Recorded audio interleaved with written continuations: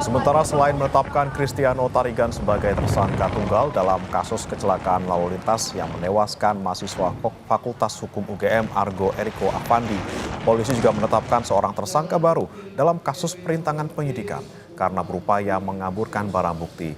Kapolresta Sleman, Kombes Edi Setianto Erning Wibowo bilang, tersangka baru sengaja melakukan penggantian plat palsu saat mobil Cristiano telah disita di Mapolsek Ngaglik.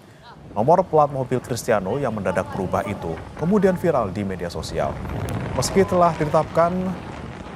menetapkan seorang tersangka baru, hingga saat ini polisi belum bersedia membuka identitas pelaku dengan alasan masih dalam proses penyidikan.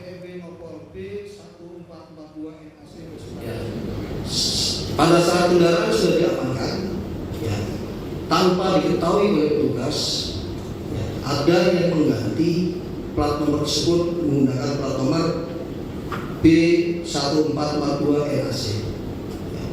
Kami sudah dalami dan kami sudah amankan pelakunya. Kita sudah melakukan pemeriksaan dan pendalaman dan akan kita proses terkait dengan